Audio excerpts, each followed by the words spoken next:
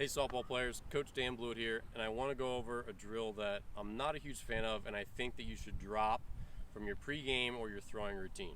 And this drill is the L position drill. So starting from here, where we point our glove up and then we make our throw.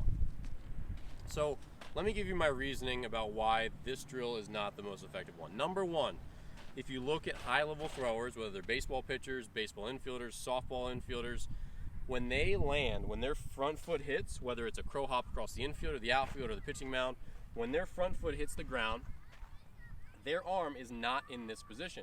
It's not vertical yet.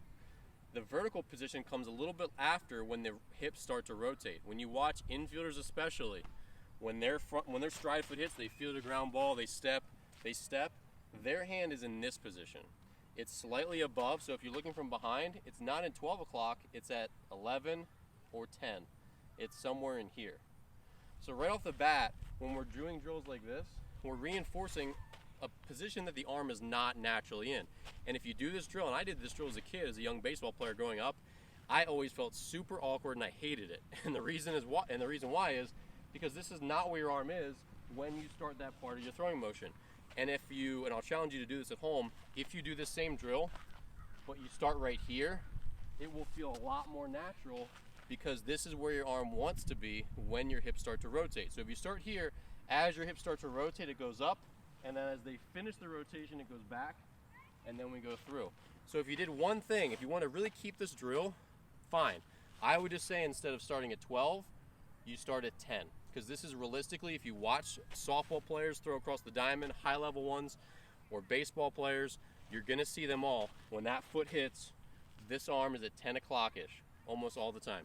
So that's number one. Number two, it's better to move through a position that we're trying to reinforce than to start at that position. Because there's no point in the softball throw or the baseball throw where we go from here right to there, right? That's not how it works.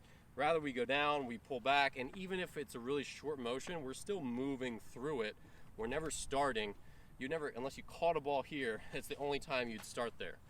So we want to teach the athlete, softball players are athletes, we want to teach them how to get to that position from here. There's a huge gap from I fielded the ball, I've started a crow hop, and now I need to get to here and then finish my throw. So the question is, how do we get from hands together to our L position, right? So we want to work on that. Let's not say that you can't segment the delivery when we're teaching better throwing mechanics, because you absolutely can, and I do that a lot. But there are certain positions that we don't want to segment too much. So if you do this drill, it should be part of another progression where we're also getting us from here to here, and then we're getting from here to finish. We shouldn't just do only this drill in itself in a vacuum, because it won't teach your players how to then get the ball in their glove and then get to that position at foot strike.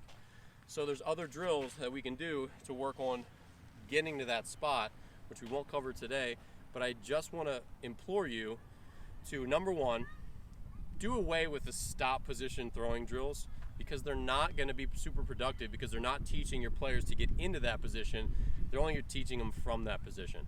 And number two, if you do want to keep that drill, which won't be the end of the world if you do, I'd encourage you to start from 10 o'clock rather than 12 o'clock, because this is where the arm's actually going to be when you do a crow hop and you throw from the outfield or the infield, or if you're a pitcher in baseball, it doesn't matter. You'll see all of them at that 10 o'clock position.